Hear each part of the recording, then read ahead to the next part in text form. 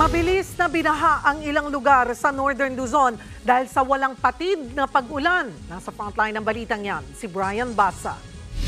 Halos lumutang na sa baha ang mga motorsiklong yan sa Alicia Isabela, bunsod ng malakas na buhos ng ulan kagabi. Ang tricycle namang ito, wala nang nagawa, kundi suungin ng baha. Pinasok na rin ng tubig ang covered court ng kanilang bayan. Ayon sa Alicia MDRRMO, tumaas ang tubig sa kanilang lugar dahil sa mga baradong kanal. Sa Enrile, Cagayan, pinasok na rin ng baha ang eskwelahang ito sa barangay Magalalag. Isinara rin sa mga motorista ang Kasibo Overflow Bridge sa Kasibo Nueva Vizcaya kagabi. Delikado raw na tawirin ang tulay dahil sa malakas na agos ng tubig. Tumirik na rin ang mga sasakyang ito sa barangay Buyagan sa La Trinidad, Benguet. Sinubukan ding suungin ng mga sasakyang ito ang matinding baha.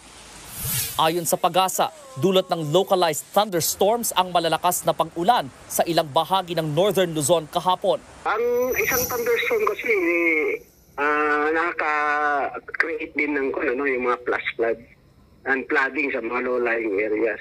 And of course, yung mga lightning strikes, may mga may mga occurrences tayo pag may mga thunderstorm. Pinag-iingat naman ang mga residente sa posibleng pagbaha at pagguho ng lupa. Nagbabalita mula sa Frontline, Brian Basa, News 5. Mga kapatid, Cheryl Cosim po, huwag maging huli at maging una sa lahat sa balitaan. Para sa tuloy-tuloy na talakayan sa Frontline, mag-follow at mag-subscribe sa social media pages ng News 5.